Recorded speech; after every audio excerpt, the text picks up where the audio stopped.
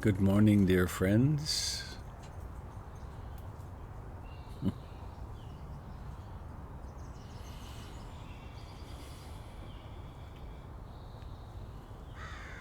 Hello to those of you on YouTube and Facebook.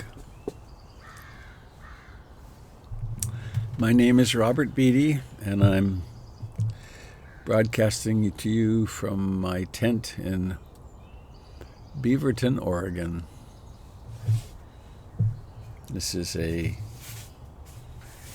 broadcast coming from the Portland Insight Meditation Community, and we've gone completely digital like this, virtual. And if you go to portlandinsight.org, insight.org, you'll find links to teachings with all the other teachers at PIMC and a huge amount of information about how to begin meditation and take your meditation to wonderful depths.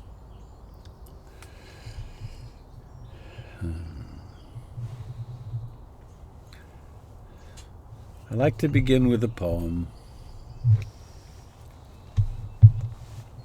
This is a Wendell Berry poem. It's called Despair for the World.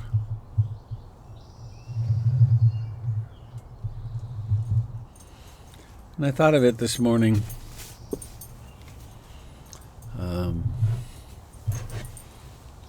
Because of this time we're living in. I have this very fancy Chinese teapot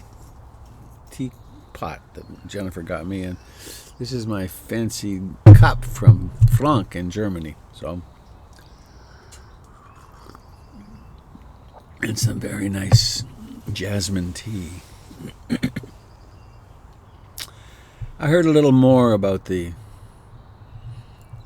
projected emergence, which will be at least months, if not years, that we'll be dealing with this challenging virus and the disruptions of our lives as normal.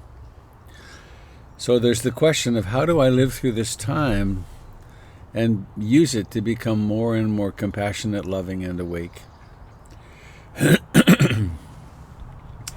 So this poem speaks to that, I think. When despair for the world grows in me, and I wake in the night at the least sound, in fear of what my life and my children's lives may be, I go and lie down where the wood drake rests in his beauty on the water and the great heron feeds. I come into the peace of wild things who do not tax their lives with forethought of grief. I come into the presence of still water, and I feel above me the day-blind stars waiting with their light. For a time, I rest in the grace of the world, and I am free. When despair for the world grows in me, I forgot one thing. There we go. When despair for the world grows in me, and I wake in the night at the least sound, in fear of what my life and my children's lives may be, I go and lie down where the wood drake rests in his beauty on the water, and the great heron feeds. I come into the peace of wild things who do not tax their lives with forethought of grief. I come into the presence of still water, and I feel above me the day-blind stars waiting with their light. For a time, I rest in the grace of the world, and I am free.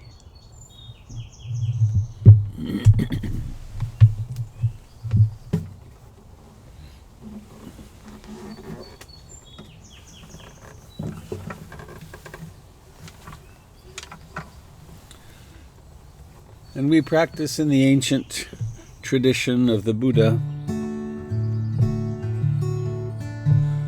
a real and very ordinary human being, just like us,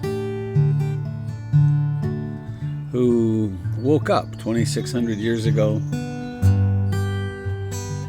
and then taught for the rest of his life. He died around age 81 or 2. So we can take refuge in the Buddha, in being awake in what the Buddha discovered, and in the Dharma, the teachings and the actual experience that we find when we practice, and the Sangha, the community of practice, and the community of all life, the wood drake.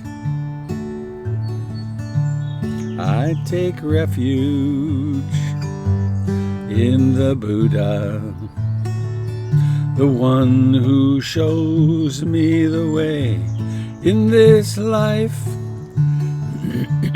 Namo Buddhaya, Namo Buddhaya, Namo Buddhaya. I take refuge in the Dharma, the way of understanding and love. Namo Dharmaya, Namo Dharmaya, Namo Dharmaya.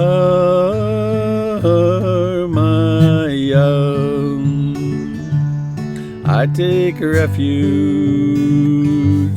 in the Sangha, the community of mindful harmony. Namo Sangaya, Namo Sangaya, Namo Sangaya.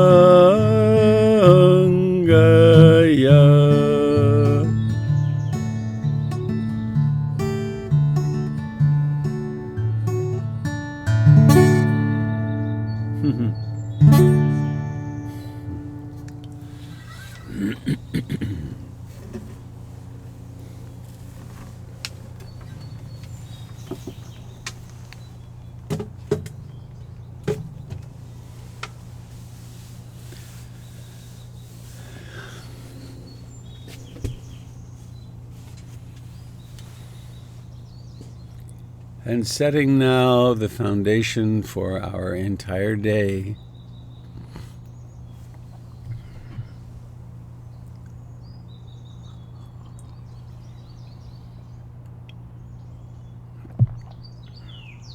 Stopping.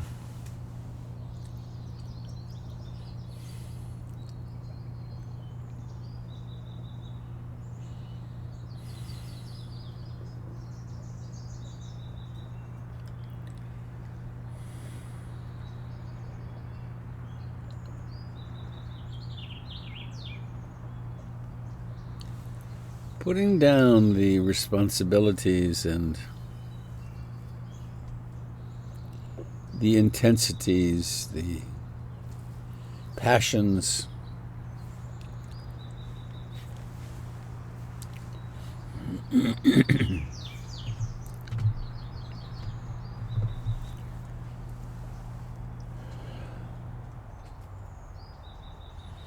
there's a short story of a king on his way to war at the time of the Buddha. He was marching his men to a battle, and he heard that the Buddha was in a little woods nearby, so he stopped and told his men to rest, but not to get too comfortable because the next day would be the battle. He went and sat down in front of the Buddha and bowed and said, I understand you're a fully awakened being. I really need to hear your teachings, but I have only a few minutes. Could you please tell me them in the most concise manner you possibly can? The Buddha looked deeply at the old king, or at the king on his way to battle, and he said very kindly, try to live in the present moment. This was sufficient for the king to have a profound awakening experience. He thanked the Buddha, went back to his men and said, my brothers, go home. Go home to your families, your fields, your shops, your partners. There will be no war. And try to live in the present moment. So let us live in the present moment. Let us be aware of sitting here.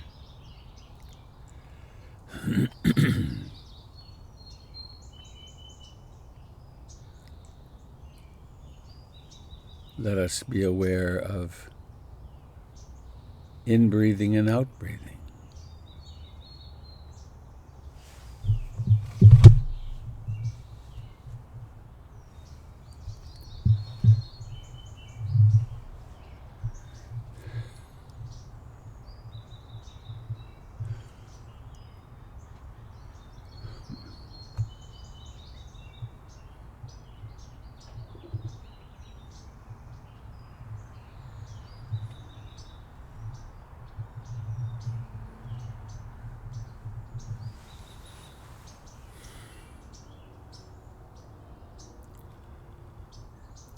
We practice what is called bare attention,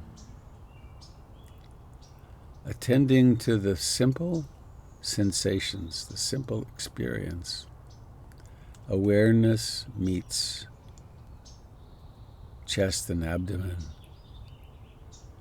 It reveals life coming and going.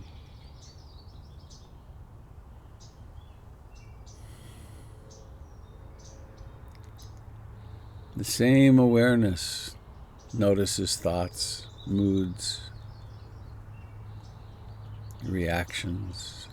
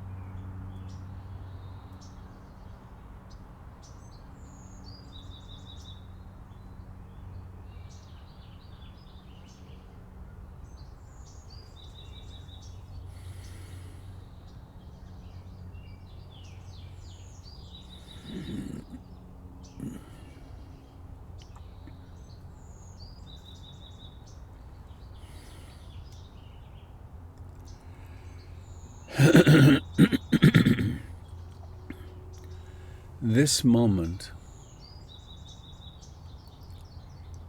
is like this.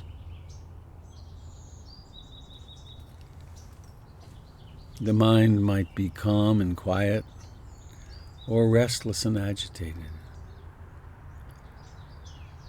It might be content and greatly at ease, or discontented and wanting something, or wanting something not, disliking, pushing against something. It might be wide awake or kind of sleepy.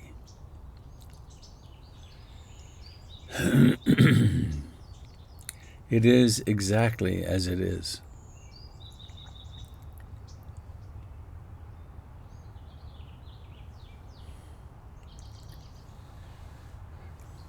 That which knows these states is not the states.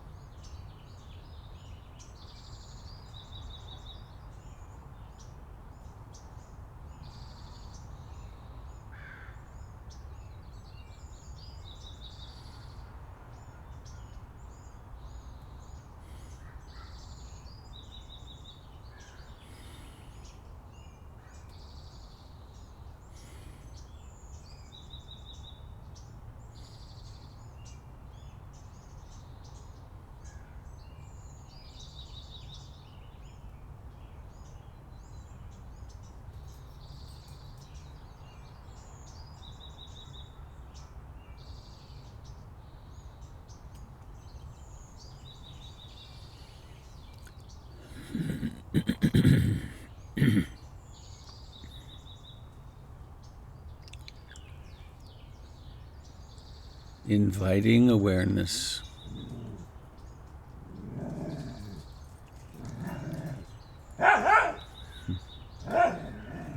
hearing,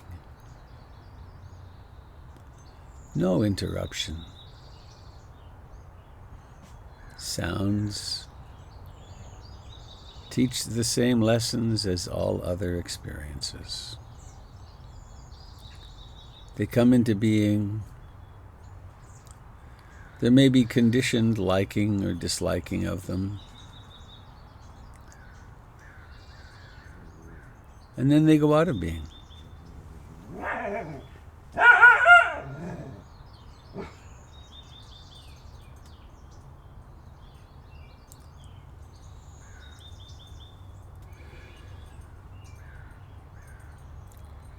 Inviting awareness to be as intimate as possible with the sensations of breathing.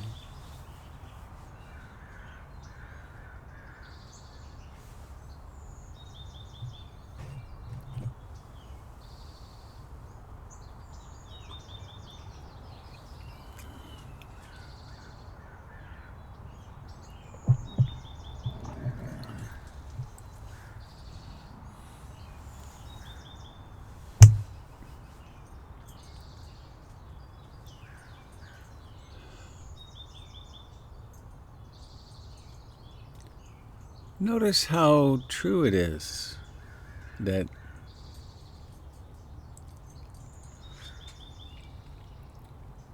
there's a pause between breaths once we get sitting for a while. And then out of that pause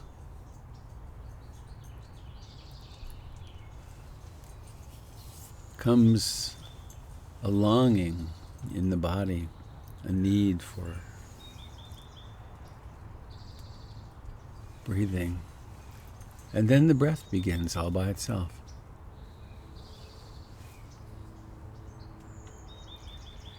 If you find yourself controlling the breath, then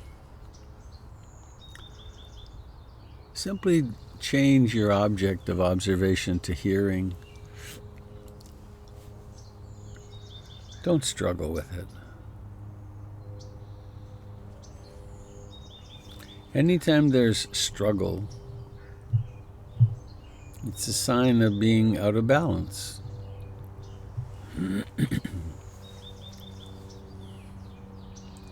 So we relinquish the struggle and come into the ease of the present moment, which is like this.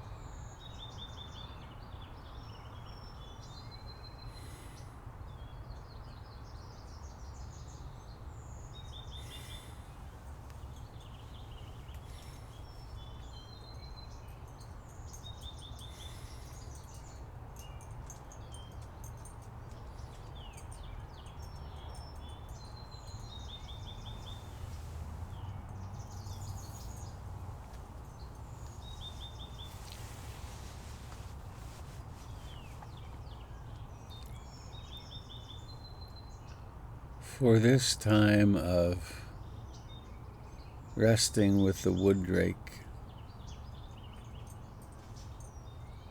and the heron feeding,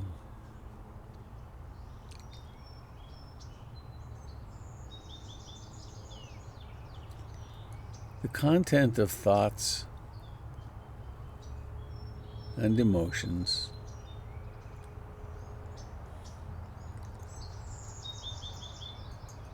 are irrelevant.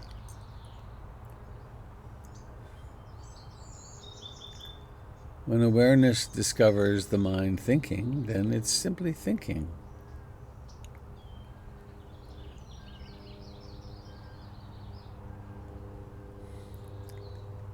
If there's an emotion or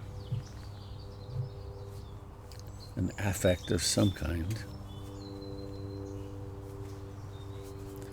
that's the same. If thoughts persist, or if an emotion exists and persists, or if a pain comes along in the body, on the body, or a pleasure comes along in the body, there's no harm in taking awareness and inhabiting that fully.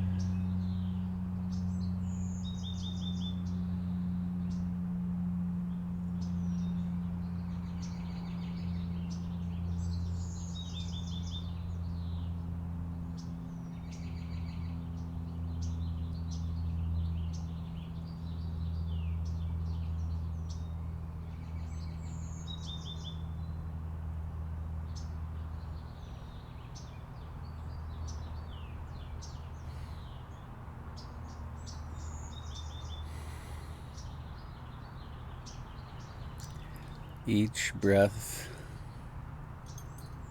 has a beginning.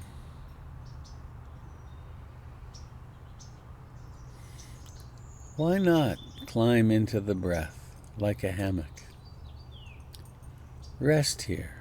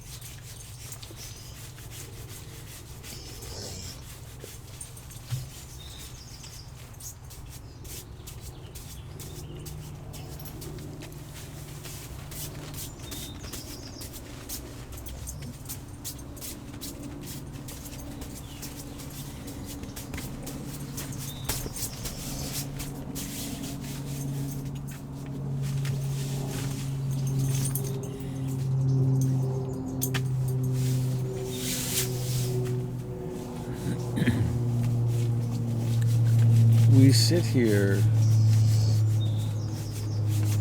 at the still point, the point around which everything revolves.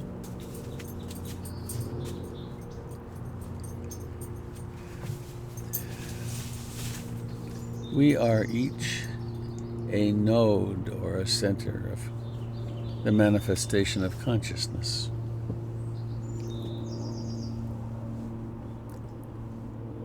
We each have the opportunity to participate fully in the evolution of consciousness on the earth. We are the cambium layer, as it is in trees. Very thin layer of cells where the life is.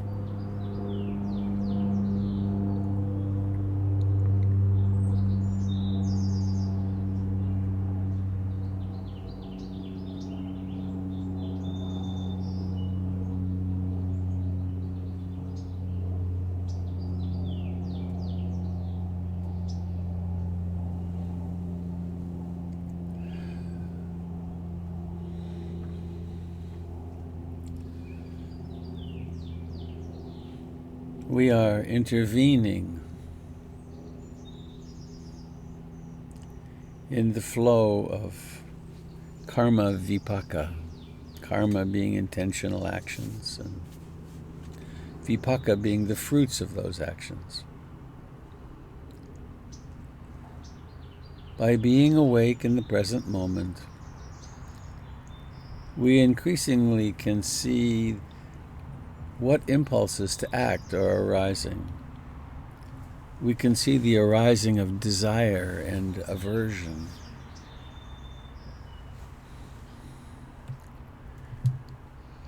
And because of this awareness, at that critical juncture of time, now, we get to make choices. How shall I spend the next second? How shall I respond to this email that just came in, or this thought that just came in?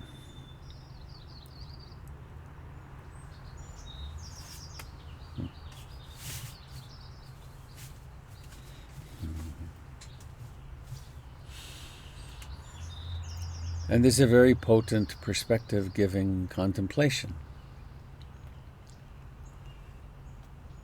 My death is certain. The place of my death is uncertain. The way of my death is uncertain. The time of my death is uncertain.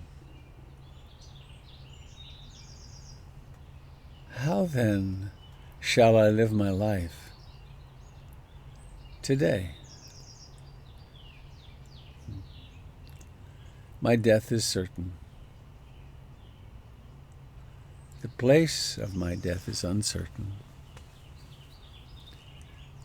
The way of my death is uncertain. How then shall I live my one wild and precious life today?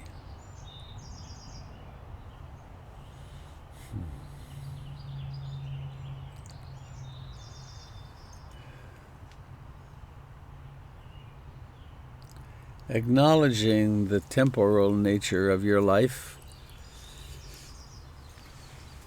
the precious nature of this moment, this day. One suggestion is that we commit to being mindful today, maybe more than ever before. To remember when washing the dishes or cleaning something or turning on the computer or opening a new file. This is what I'm doing right now. I'm opening up a new file. I'm opening this drawer. I'm talking on the phone. And now letting yourself feel the body, and it may well want to stretch. It's been sitting still for a little while, mindfully stretching. Oh.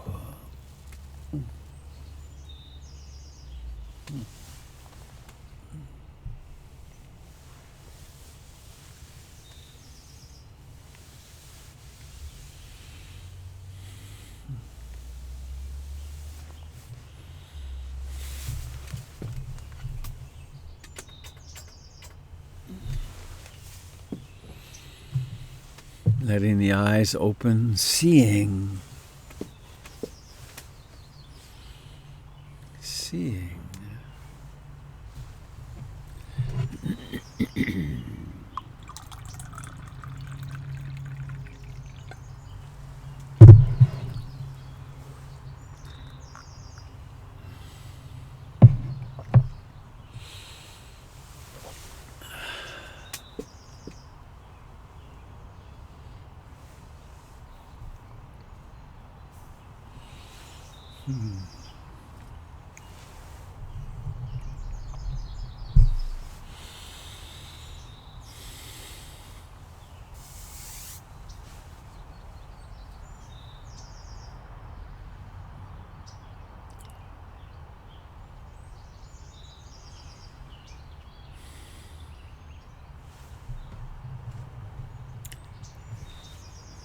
It's funny how some truths are so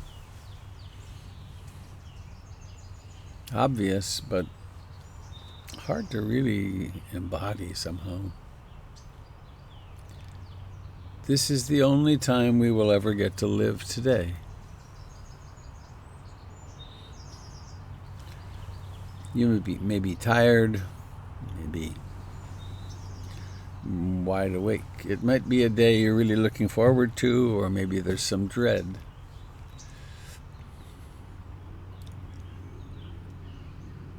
Whatever the case, this is these moments of our life. And with this intention of being awake, every day, every moment has particular meaning, because it's in this moment that we're influencing our future. The seeds that we plant in this moment and all day will ripen one way or another. They'll come into being. Speaking of which, I remember I have some pole bean beans that have been soaking for 2 days. I better get them in the ground. They're ready to go.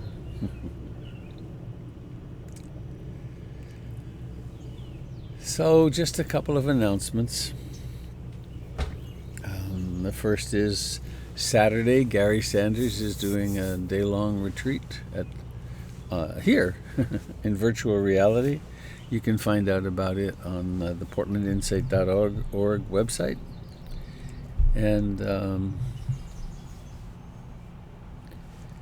also, please feel into your heart, and if this time of practice together is of importance to you, I encourage you to become that's in public radio, a stewardship circle member at PIMC, which means making a monthly contribution.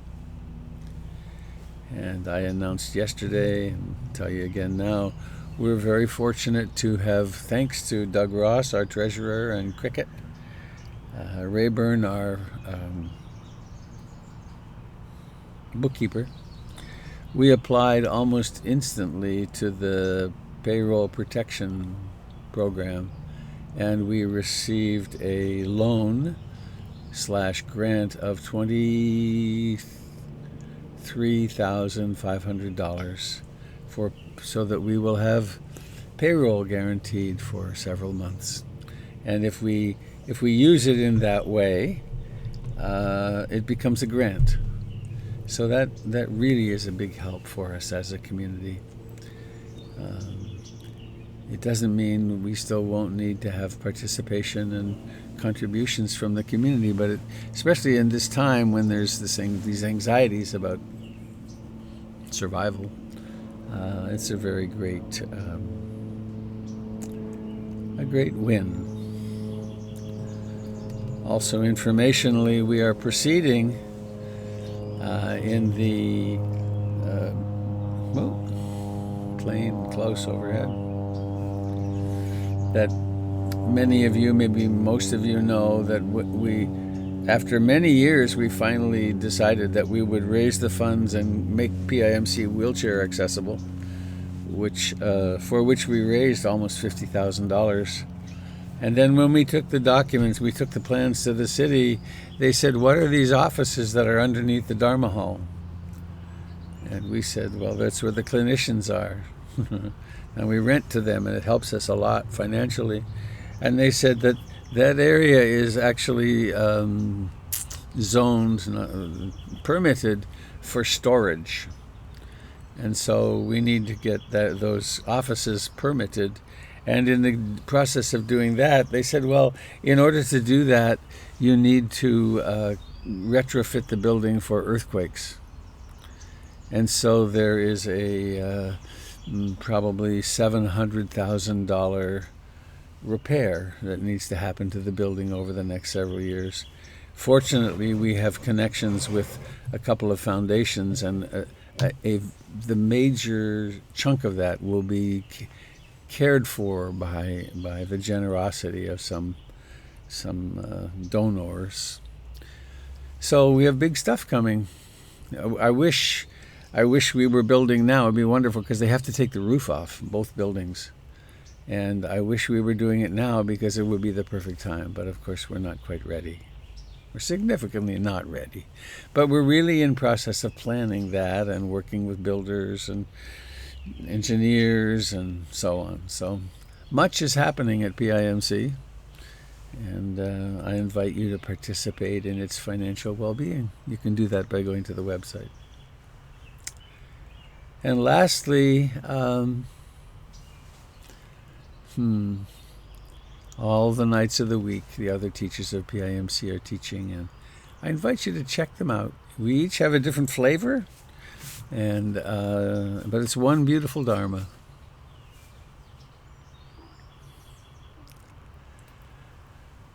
All right, so I think I'll open it up to your sharing. How is it out in, funny, it's silly to call it COVID-19 land, because there's so much else happening, but how is it in your life, and is there anything you'd like to share, or is there a question you'd like to ask?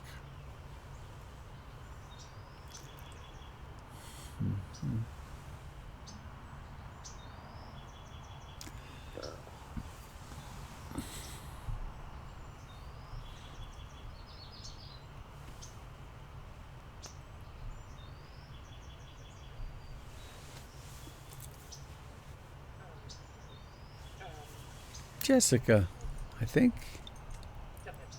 Oh, hi, Tempest.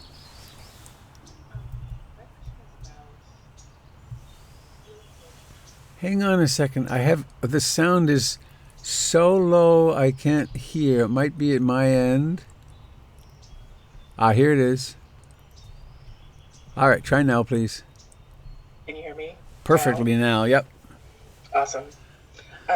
My question is about the physicality of sitting in meditation, because I feel like that's something that I have struggled with a lot, particularly because of the way I came into meditation. Like, the very first time I learned about sitting, about Buddhism, was going to one of the Goenka 10-day retreats, where they were just like, go sit over there and figure it out.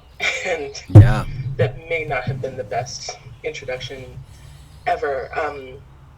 But yeah, I tend to worry a lot about the fact it's like, well, I can't always sit still, and I can't be in this position for an hour and a half.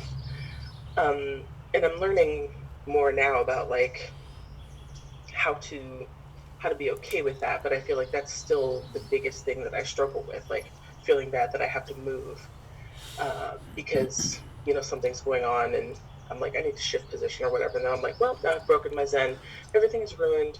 The rest of the day is going to be horrible. Why even sit here? It doesn't quite get that bad every time, but sometimes it leads down that road. Well, Goenkaji was my first teacher in India in 1971.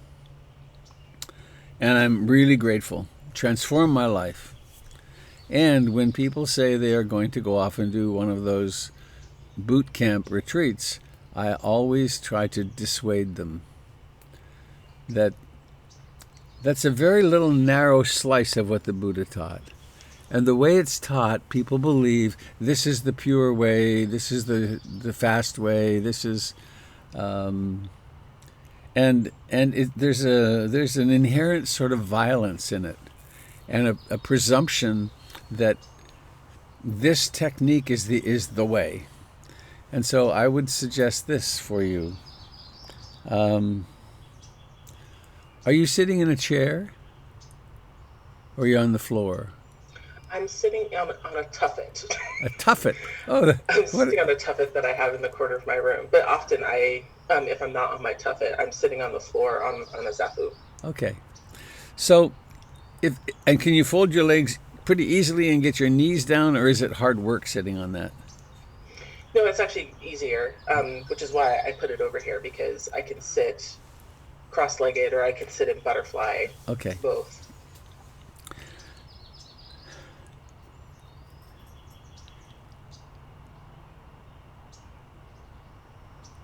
Years ago, I came across 2 books at Powell's, and it's one of those purchases it's like, shit, I should have bought those books. They were books of Satori poems of Zen practitioners over hundreds of years.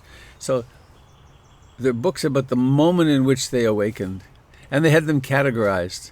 There was sitting by the pond watching the drops, sitting on the toilet, working in the fields, chopping vegetables. There were like 60 different categories. That there's nothing magic about sitting super still and never moving. That's a strategy, and it's a useful one sometimes. And it's best not to be always moving, but if you need to move, let's say I'm sitting here and there's something really hurting. And I've worked with it for a while. I've turned my awareness into the hurting, and I've been in that. And then I'm kind of gritting my teeth. It's only sensible then to say, well, in this instance, I'm going to move. How shall I move? Well, I'll do it mindfully. What's the position I'm going to move into? And then you move into that position, and then you haven't broken your meditation. You're can be just as aware doing this, right, left, as you can sitting still. And so what it does is to remove all that. Oh, I did it wrong. My day's ruined. All that papancha, mental proliferation that comes, because and there's a misunderstanding that's pretty common for folks who've come through that initiation. That it's got to be grueling, and you've got to push on, and that's not true. That any help? It's maybe hard to believe, but I've worked with, over the years, I've probably met, 30 survivors of that experience, and some of them have really been injured by it. And I'm tremendously grateful to Goenka. And he's not the person teaching. They've got these videos and some sort of trained teachers who. That does help. By the way, thank you. That does help. By the way, thank great. you. Yeah.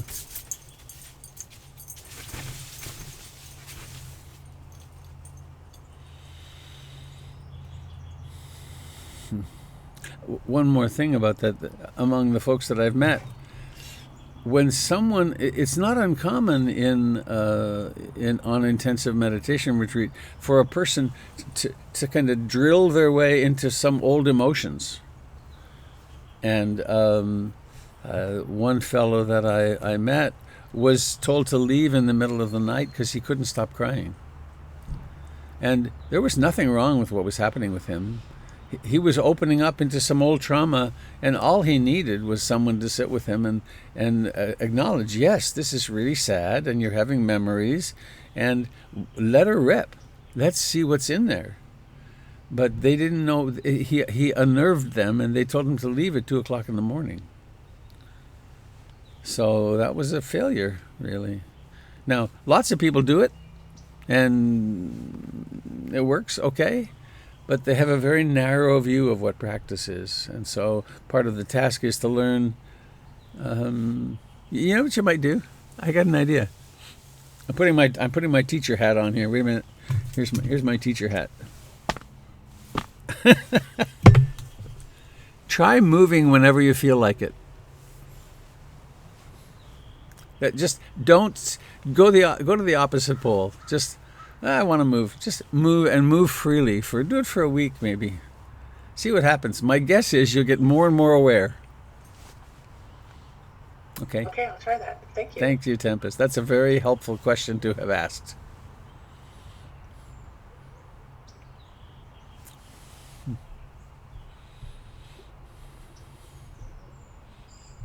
I sometimes use hi, this is Tim. Hi, Tim. I sometimes use guided meditations from a guy named Sam Harris that I really like, and he starts his meditation, always starts his guided meditation by saying, find a comfortable position, and then goes on with it, focus on the breath or whatever. But the first thing he always says is, find a comfortable position. I always like that. Yeah. I've met people who've been struggling for a decade or more to sit cross-legged, and they can't sit cross-legged because but they're still struggling because they believe that's the spiritual position. The Buddha sat cross-legged because he was from North India, from a small village. I always think it'd be funny if he'd come from Bolivia or one of the countries where people squat more than they sit cross-legged. Imagine all the Buddhas sitting or squatting. All the Buddha images. Anybody else out there? How's it going?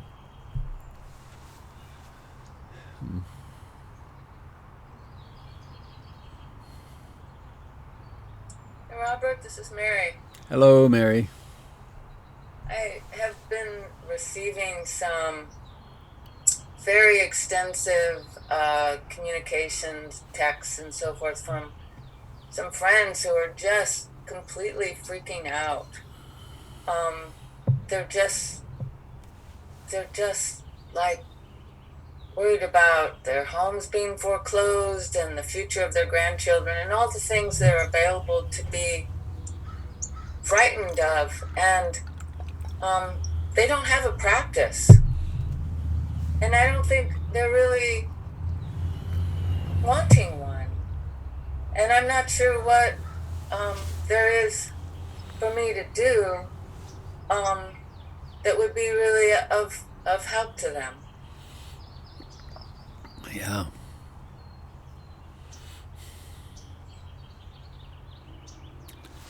I guess listening compassionately until it gets to be too much.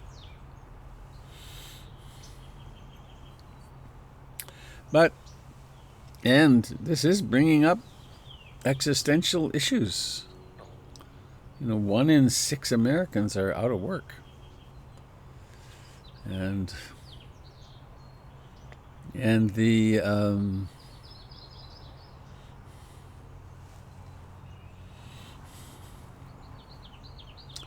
there already is, and there will be a tremendous shifting of wealth from the poor and from the middle class to the very wealthy, which happens in times like this.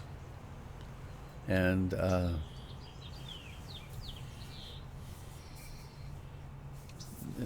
so some of their fears are really founded in reality,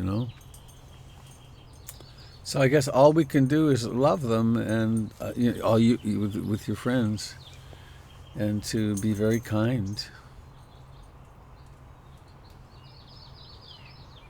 I so much want to bring practice to them. Well, you can try. You can certainly bring practice to them by you being the practice. I say, when people are leaving retreat, I say, you're going home and maybe you'd really like your partner to meditate, and you think it'd be really good for them, and you're allowed to say that once. and maybe give them a copy of Mindfulness in Plain English. That's a really great. Here's how simple meditation is.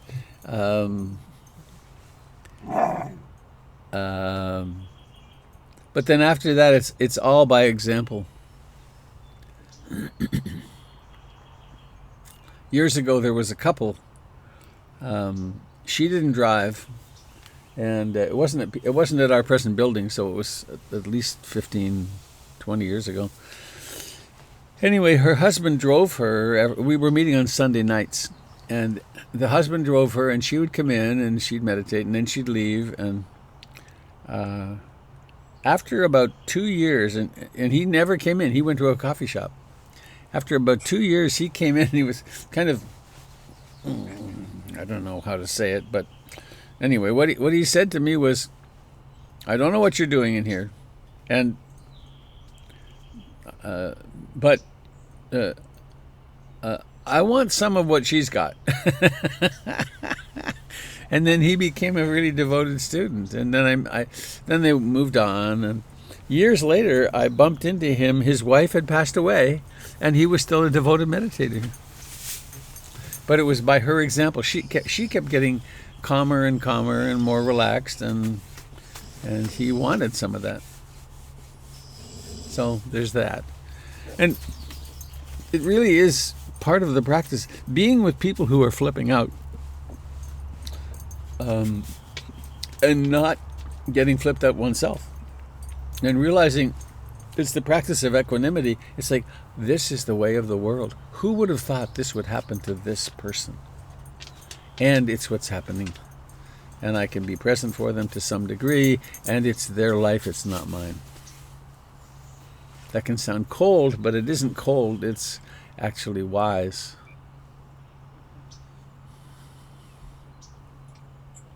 Mm-hmm. There's so much difficult stuff going on.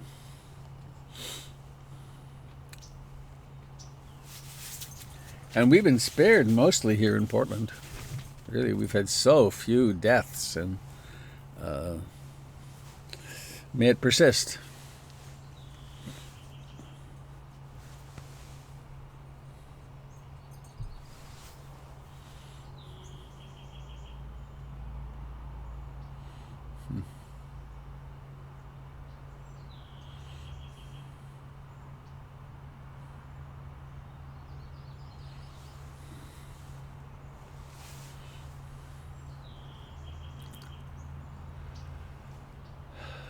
Another beautiful day.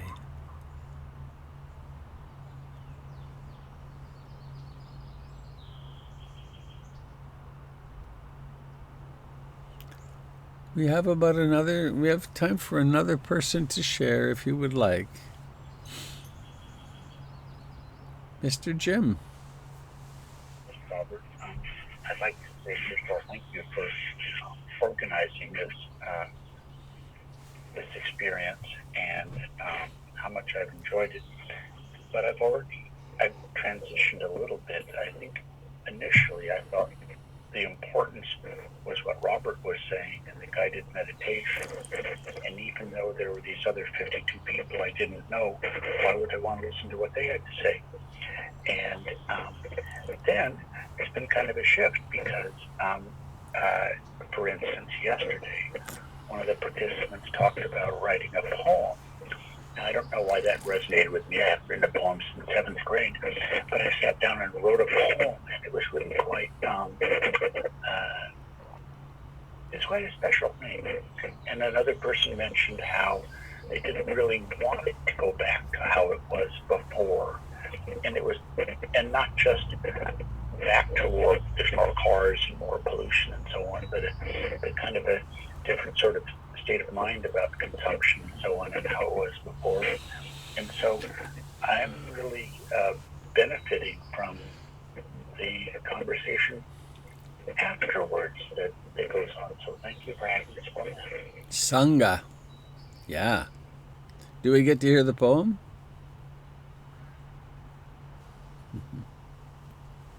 No. Okay.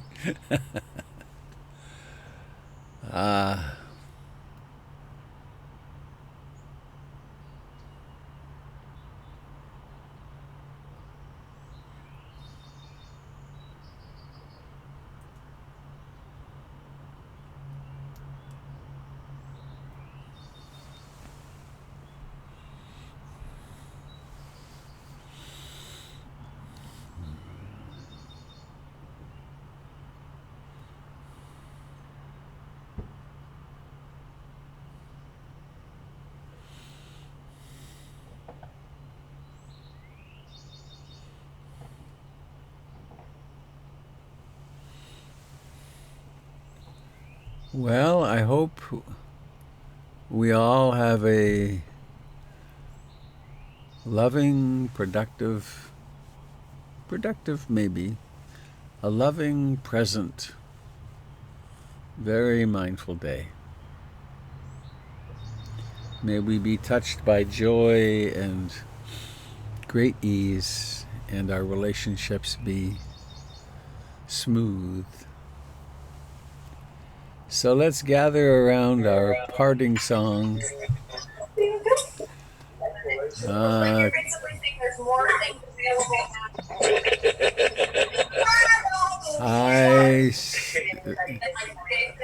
Here comes youth. Seems like it. May all beings be happy. May all beings be happy. May all beings be happy.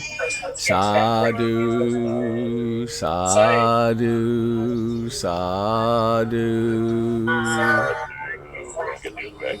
Have a lovely day. Bye-bye. NBC's business correspondent showing Ken towards us with this point. Think about that number 30.